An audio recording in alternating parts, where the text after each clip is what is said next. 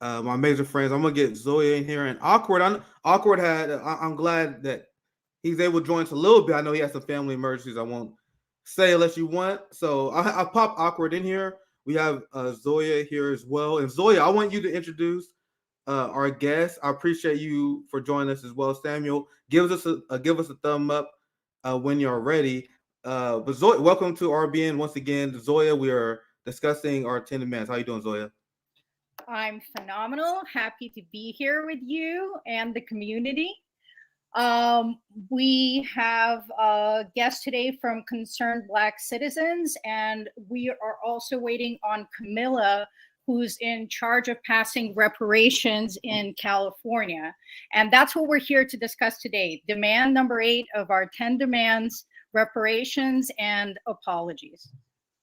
So I want to, here's the list of our demands because this is the 8th installment of this series. If you guys don't know, I co-founded 10 Demands with my good friend Zoya and Ak, where we pretty much have a list of demands and set a path towards abolition. And we created this on the midst of the rise of the George Floyd movement because we didn't want it to die.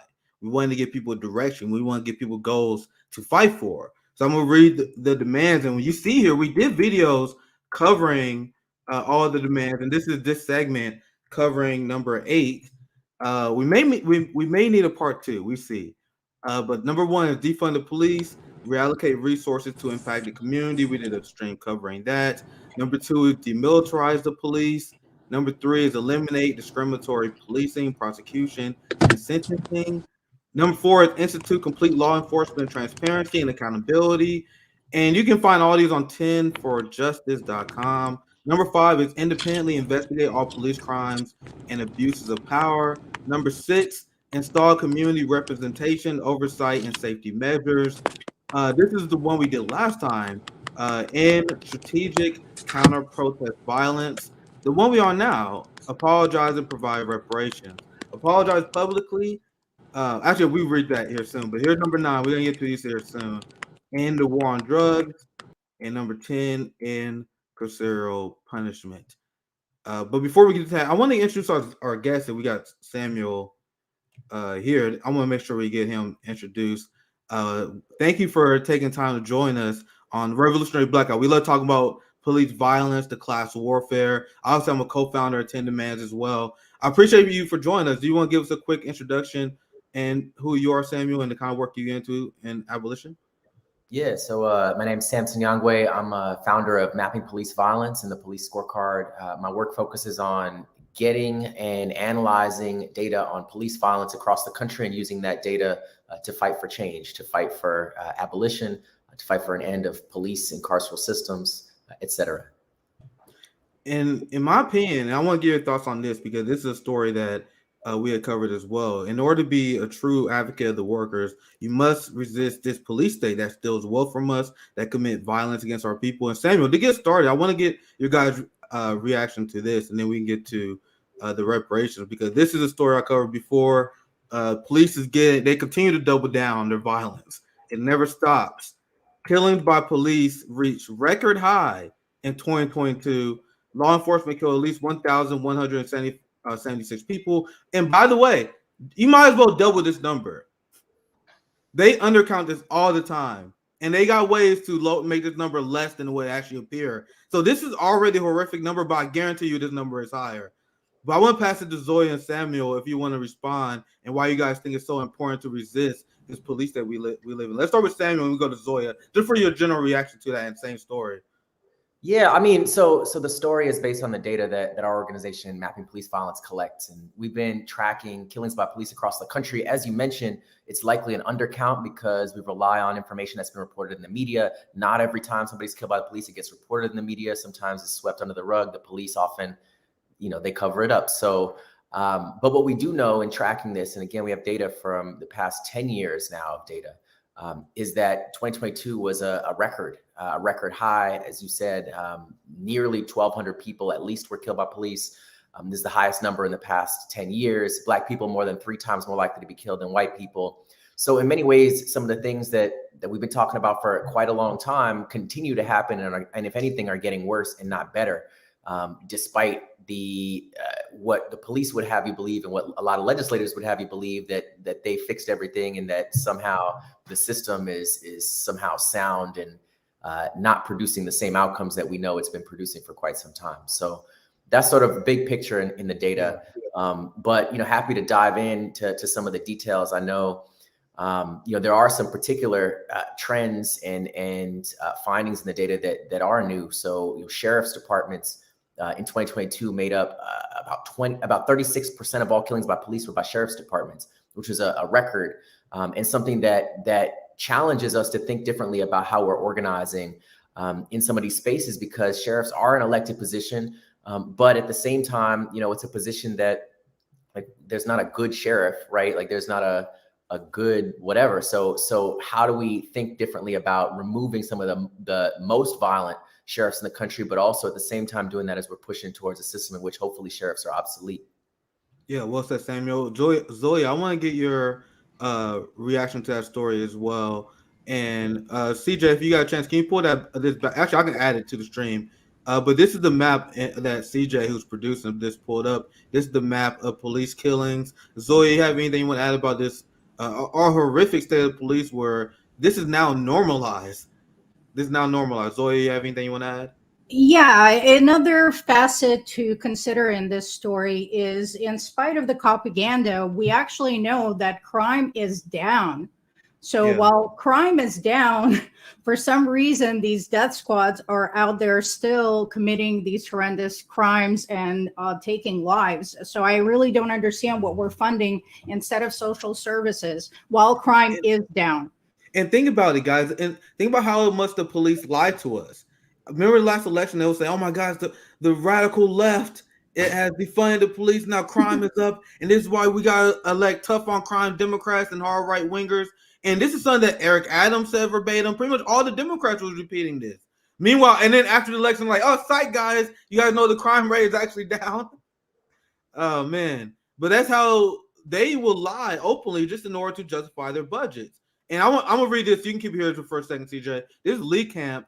According to Lancet, the numbers of Americans killed by police is actually double the official number each year. And Samuel, I'm going to ask you about this if you want to clarify and you want to share your thoughts about that.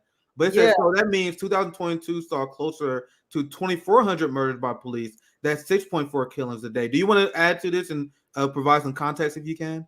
Yeah, and I've seen like the statistic shared a lot, and it's a little bit more complicated than this. So the Lancet did a study where they looked at the official numbers, the numbers that the government puts out on how many people are killed by police. Those numbers they've been so low. In fact, the reason why I started mapping police violence was because the government's numbers were obviously an undercount. We needed to have better data on who's getting killed by the police. So they took the government's numbers, which suggested 500 to 600 people were killed by police a year, which we know is an undercount.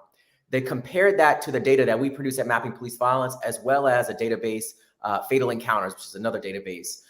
And by comparing it to our database and Fatal Encounters, that's where they determined that the official numbers were undercounting by about 55%.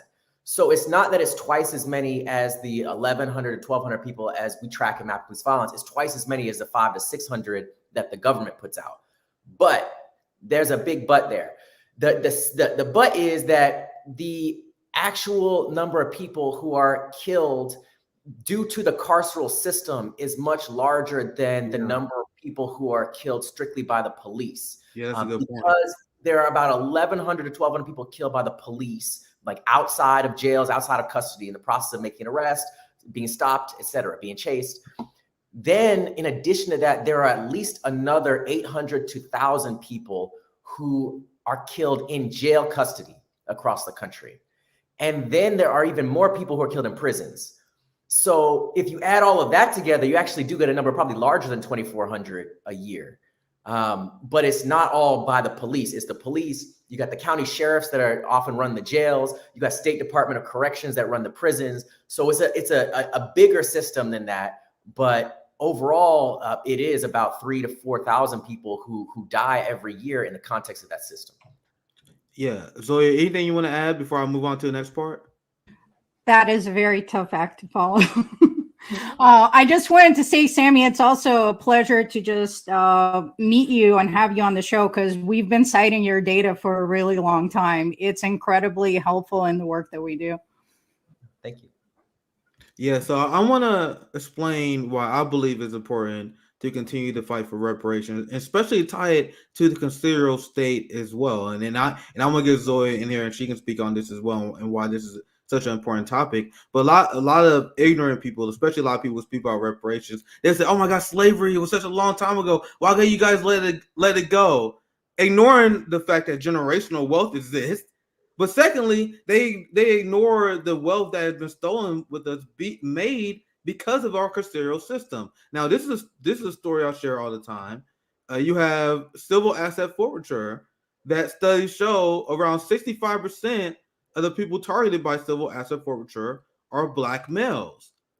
And then you had the regressive fines and fees from our community being over policed, the legal fees, bail, the constant drag on our wealth by our system. And not only is our labor that was extracted by the system that white families benefit from generationally, you had the system itself siphoning our wealth to benefit the prison industrial complex. You have prison slave labor. There is the issue of land theft, which a lot of people haven't heard about. And this is a great article that talks about it. Why haven't you heard about Black land theft? And why you should. And this article does a great job explaining the historical fact that 90% of our land has been stolen.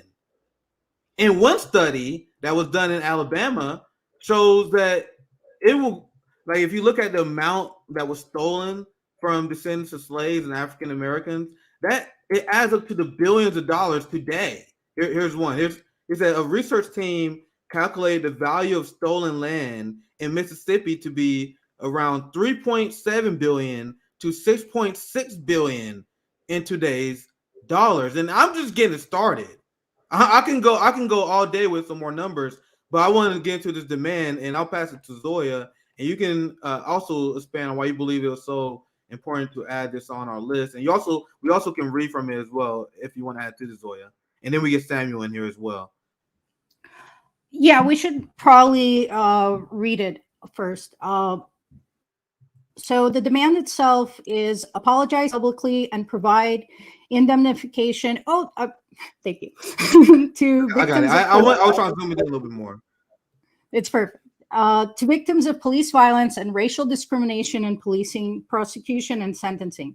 Passed the Commission to Study Reparations Act, H.R. 40 and S. 1083. Mandate Congress implement and enact the recommendation reparation proposals within 120 days of the submission of the Commission's report, and immediately begin reparation disbursement to improve the lives of African descendants in the United States and to foster economic, social, and political parity. Invest in equitable opportunities for tribal nations and provide reparations to all descendants of Indigenous Peoples of America. Recognize all tribal nations and honor in perpetuity all treaties, including those not ratified, as well as obligations to support self-determination and return stolen land. Issue and read a formal apology to the Black Americans and Indigenous peoples. Implement comprehensive, factual, and unabridged social studies pertaining to Black Americans and Indigenous peoples as part of the national curriculum to combat their erasure, foster compassion, and shift the paradigm of systemic racism and implicit bias. So the demand kind of speaks for itself. We know the systemic racism that's gone on in the system, and I sent you a lot of links, but I'm just going to cite data from one of the screenshots, which maybe a lot of people don't know, that Indigenous slavery is a piece of the history of slavery that has been glossed over. Between 1492 and 1880, 2 to 5.5 million Indigenous people were enslaved in the Americas, in addition to 12.5 million African slaves.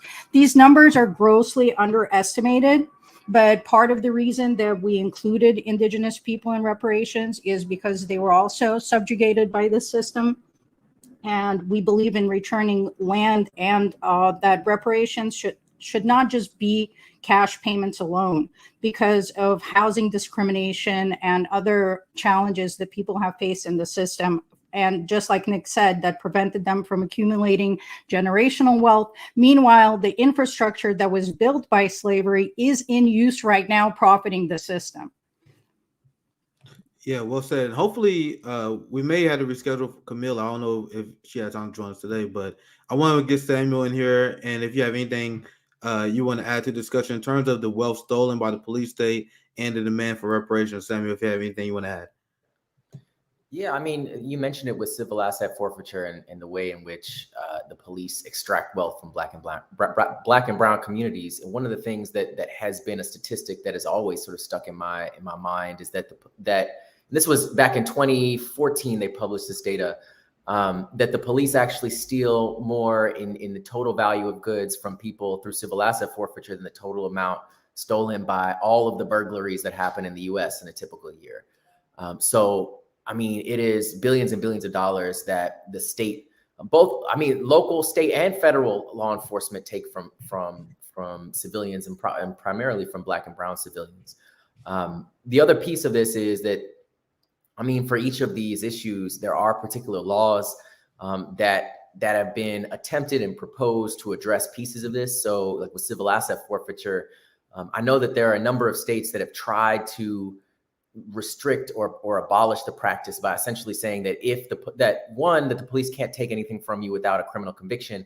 Two, even if there is a conviction, that if they confiscate any property, it doesn't end up in the police coffers. So like the police confiscate the property and then it ends up in another body that holds it, not the police. The police don't benefit from their own thefts.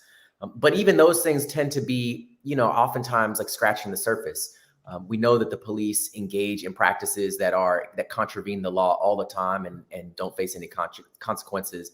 And civil asset forfeiture as a whole is like a tiny piece of the total amount of resources that go to policing. Most of those resources are appropriated by the city, right? It's the city council that will appropriate based on tax dollars. So that's like the big picture. All of these billions, I think it's something like $80 billion that goes into policing in a typical year.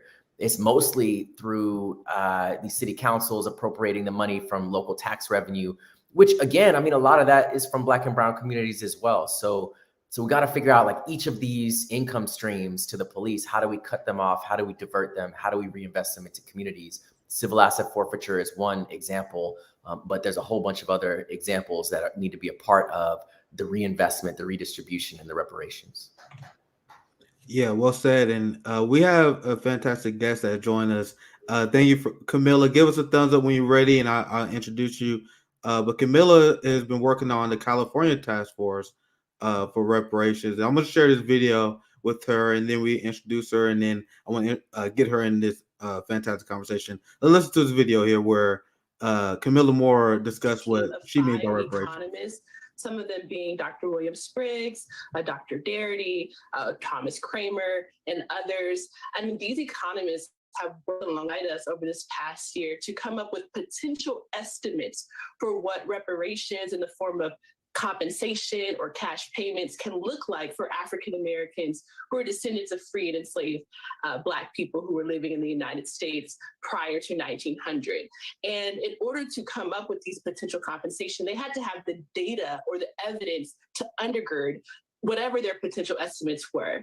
So based on their research, as you said, they noted 5 state-sanctioned atrocities, 5 harms that the state of California, there is evidence and data to support that the state was culpable in housing discrimination and houselessness being one of the 5. And as you mentioned, that $500 billion number represents the state of California's maximum culpability for racist redlining practices from 1933 with the implementation of the Home Loan Corporation, lasting until 1977 with the end of racist redlining practices with the Community Reinvestment Act of 19. So as you see, I want to introduce our guest, Kamilah here. I appreciate her for joining. I want to make sure she's ready. Here we go. Let's get Kamilah in here. That was a great introduction for her. Thank you for taking time to join us. We're having a conversation about reparations. Thank you for joining us. Thank you so much for having me. Excuse my tardiness, but yeah, I'm happy to be here. Yeah, no worries. We've just been making the argument and explaining why there is a need for reparations. What inspired you to join this fight, and why you think it's important to fight for reparations, Kamilah? Oh, there's so many, factors I could talk about in terms of what inspires me to do this work. But just growing up, in South Central LA, seeing the material conditions of, the Black American community and what we had to kind of go through in our community, dilapidated, businesses, unequal schools, homelessness, right? State sanctioned violence from the police and otherwise. And so, really, just seeing my surroundings growing up, I think definitely inspired me to do the work for reparatory justice. Also, I grew up in an environment where, Black American history was a source of pride for my family. And so, as a kid, I would read slave narratives, I would enter into oratorical contests, honoring, African American historical figures like Martin Luther King and Langston Hughes and so many other folks within our community. And then also, when I went to law school as well, I see that as a source of my inspiration as well. I went to law school with an intent purpose to study reparatory justice, to see how I could utilize the law as a tool for liberation, because usually when we think about the law, we think about it as a source of oppression. So, I went to Columbia Law School. So I obtained a traditional Juris Doctorate degree from Columbia, but I also obtained a Master of Laws or a Master of Laws or an LLM in International Criminal Law from the University of Amsterdam Law School as well. So, and while in Amsterdam, I wrote a thesis on global reparatory justice for people of African descent, for the transatlantic slave trade, the institution of slavery, and its afterlife. And in the thesis, I primarily focused on Black Americans in the United States, Black Colombians, and Black Brazilians, with this idea that out of all the folks in the African diaspora, Black Colombians, Brazilians, and Black Americans, we are most closely connected in the terms of we're still living in the same society as our former enslavers, as opposed to, for instance, Black people in Caribbean or Africa who have had not only, decolonization movements, but independence movements. We're still Black Americans, Black Colombians, Black Brazilians, still forced to really live alongside of our former enslavers. So we're still living in enslaved societies. And that's not to, indict or to minimize the struggles that currently Black Caribbeans and Black Africans currently face, right? But just noting the parallels between the histories of Black Colombians, Black Brazilians, and Black Americans. So, there's so many different, like I said, factors that go into what inspired me with this work. But again, just to summarize, my childhood, the environment I lived in, the upbringing of my family in particular, and all of that kind of helped me to want to go to law school. And then, the rest is history, I guess. Yeah. So, as someone who's passionate about this as well, but I am also 100% aware that the ruling class will never, they will never give us anything without struggle. I don't see reparations being won through the two-party duopoly, whether it be through the Democratic or Republican Party or through electoral politics. I think we need a more militant-style approach to win these asks over. But as someone who's been working on this, what has been your experience in terms of reception on reparations? Like, what are the biggest hang up you ran into advocating for reparations in the state of California? How has the ruling class been receptive to your approach in terms of getting reparation passed? Kamilah, if you want to speak on that. So again, I'm speaking personally, so not on behalf of the task force or anything, but based on my experience, the task force began their work June of 2021. So we're a 2-year legislative advisory body. We don't have the power to enact any legislation into law, to create legislation. We just have the power to advise the California state legislature on the types of reparations proposals that they should turn into legislation, and then it will be up to the governor of the state to enact that legislation into law. So again, to me, speaking personally, as someone has, seen through, sat through the process since we started June 2021, pushback from the ruling class. Well, I mean, I guess the typical pushback is people who don't think reparations are owed, who think that this is frivolous, who thinks that, there's so many emails that I get personally where people are just like saying, this is frivolous, this is a waste of time. We were never slaves. Folks living today were never, enslavers, and therefore, what is the purpose of this task force is essentially kind of the pushback that has been sustained since we started this work, which is to be expected. And how do you overcome those objections, Kamilah? Because I hear the same things all the time. So again, personally speaking, just have talking points ready to go. But at the same time, I see that pushback as a distraction. And so, yes, while talking points are good, at the same time, we don't want to necessarily give energy to folks who are kind of committed to misunderstanding this sacred political project. And so, how do I respond? Sometimes I just don't, and I just focus on making sure that we get one step closer to achieving, again, this sacred political project. I want to ask your thoughts on this, and I will get you in here, Samuel and CJ. Oh, go ahead, CJ. Go ahead, CJ. Yeah, let me just chime in on that, because if there is a response, because I believe just ignoring foolishness, but if there is a response, this is what we could say. Okay, for the people who were actual slaves, where is their money?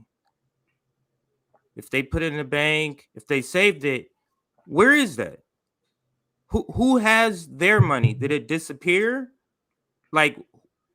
So those people who were actual slave, they would have been paid. They would have passed that money down to their kids, to their kids, to their kids, and it would be in my pocket right now. So this is very easy logic of them. So how about you just say, why don't we give us all your white ancestral heirlooms? They don't belong to you. It's such a silly, ridiculous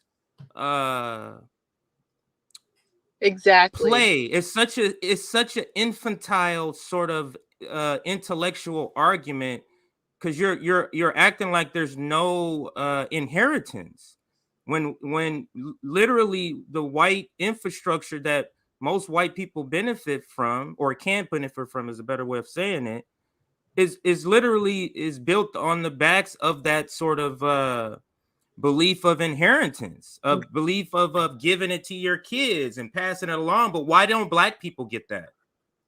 So that's what I wanted to interject. I'll hop back in the back.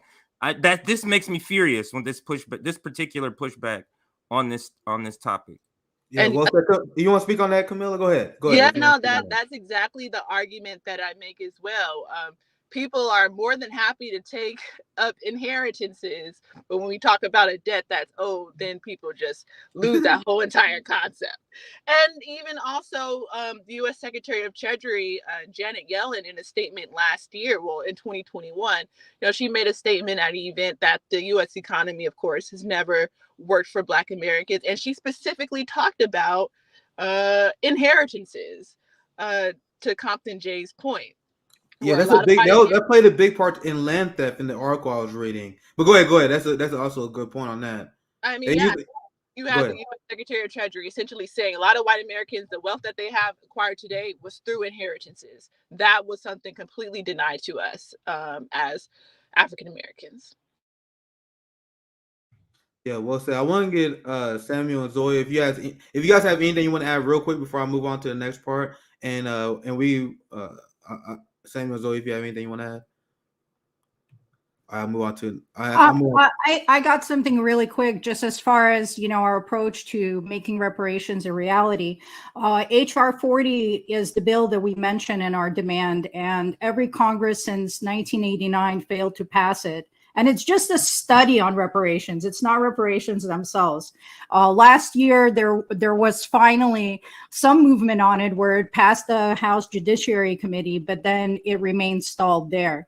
The progress we've made is in Evanston, Illinois. It's the first city to issue reparations. It's actually a $10 million project that's gone into effect, and it's completely funded by legal cannabis sales. For those who say, where's the money going to come from? Here's a pilot program that's totally being funded by legalized marijuana, so no one has to be concerned where the money comes from. And Newsom announced that he's going to give $569 billion for reparations in California. And I just wanted Kamilah's opinion on that. Yeah, she's shaking her head no. So let's debunk this because he's going to run for president and use this. No. So Governor Newsom has not made any commitments because the California State Reparations Task Force has not made any final recommendations. So the task force has until June 30th, 2023 to make final recommendations that will be enshrined in this final report that we will then submit to the California State Legislature no later than June 30th, 2023 or July 1. Now, that number that you just referenced, that $569 billion figure, that is not a number that the task force has committed to in terms of final recommendations for reparations in the form of compensation. Where that number comes from is this.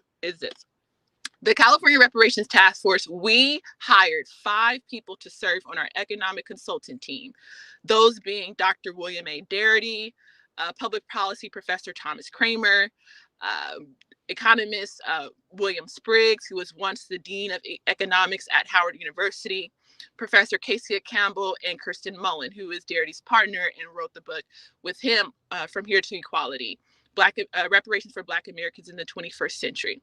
Over this past year, that 5-member economic consultant team, they presented to the task force potential monetary figures for what reparations might look like in the form of compensation for 5 state-sanctioned crimes, 5 state-sanctioned atrocities that there's data to support that California as a state was culpable in. Those 5 state-sanctioned crimes include, right, mass incarceration and over-policing is 1, unjust property taking, so think about Bruce Beach, that's number 2. Health harms, that's number 3. Number 4 is devaluation of Black businesses. And number 5 is housing discrimination and homelessness. So where, again, just to conclude, that $569 billion figure came from the economists, 1, so not the task force.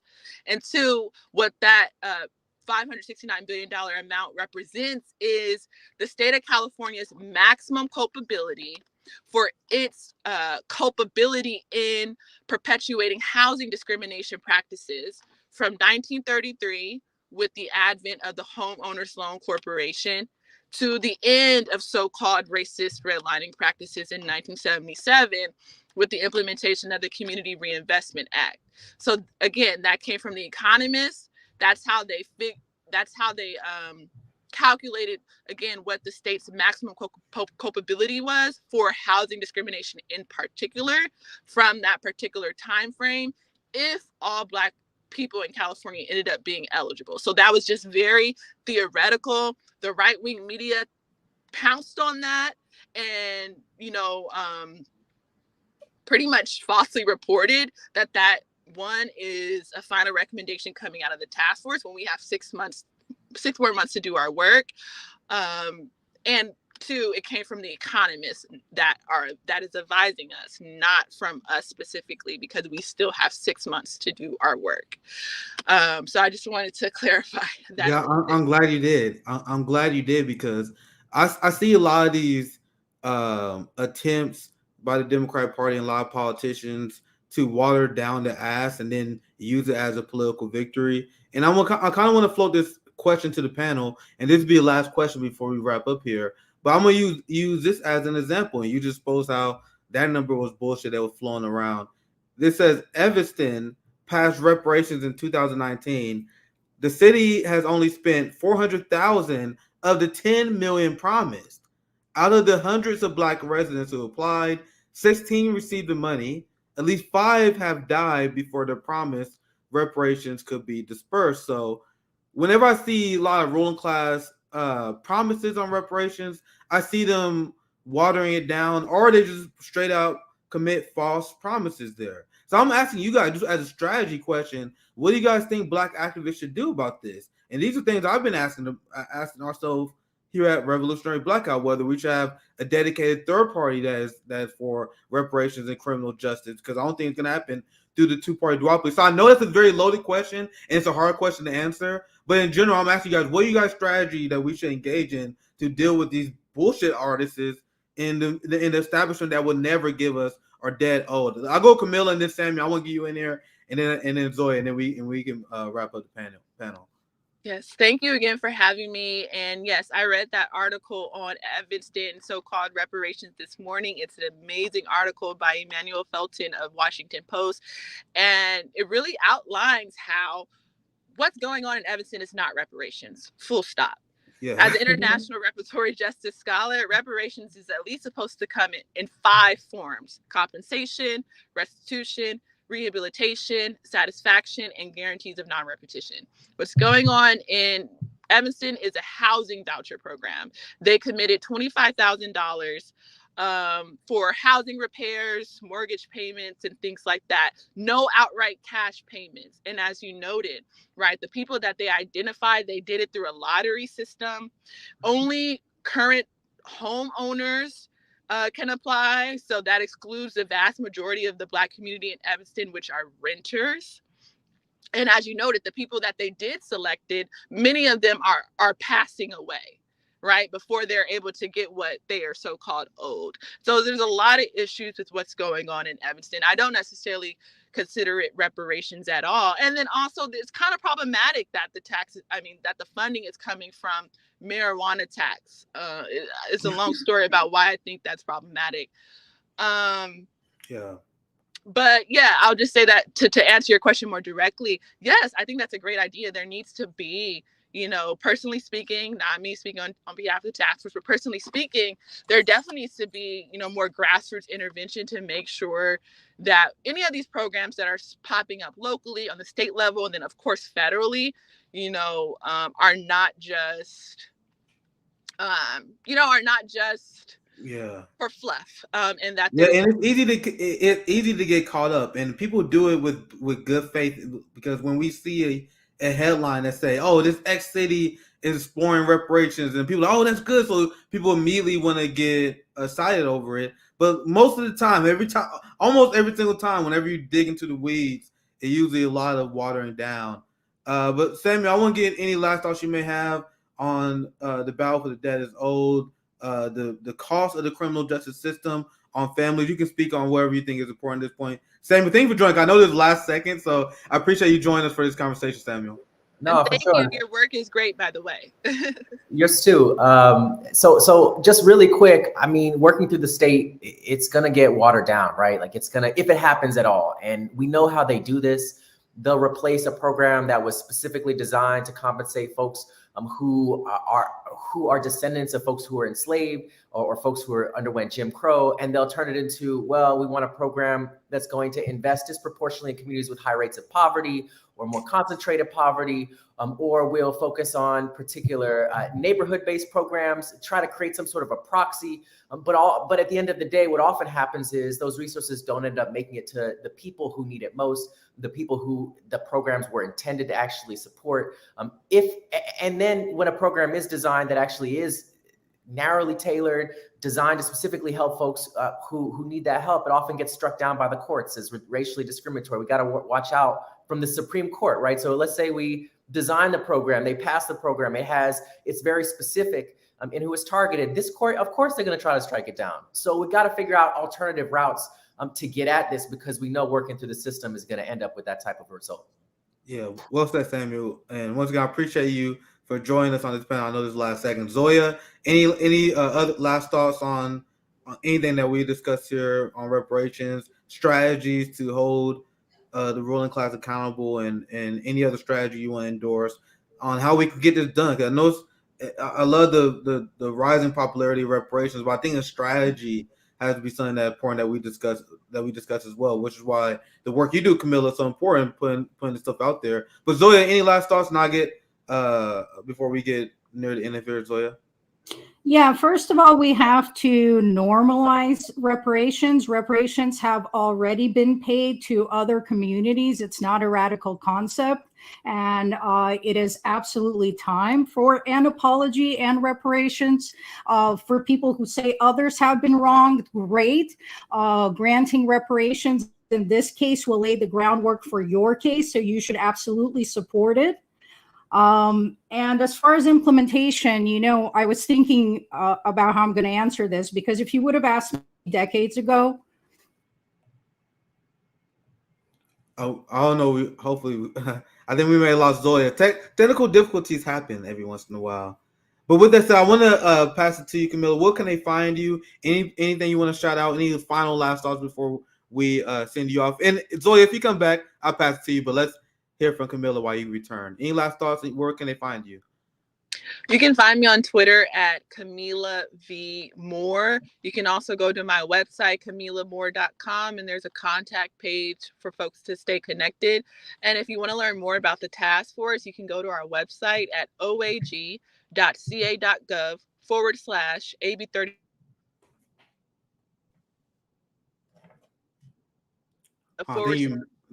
AB3121, and then also look at our interim report that we just released in 2022. It's 500 pages, 13 chapters long, the most comprehensive report on the African American community since the 1968 Kerner Commission. It's a lot of great data there. So thank you all for the time, hoping that we can do this again. Thank you so much. Yeah, we definitely got to do this again. We kind of threw this panel together last second, so we appreciate you guys for joining us. We got to have a longer, more in-depth conversation. And Samuel, same go to you. Thanks for joining us last second. Where can they find you? Where can they find your work? Great contribution. Thank you again. Yeah, so you can find me on Twitter at Samswey, SAMSWEY, organization Mapping Police Violence, mappingpoliceviolence.us. Feel free to reach out. Happy to work with anybody.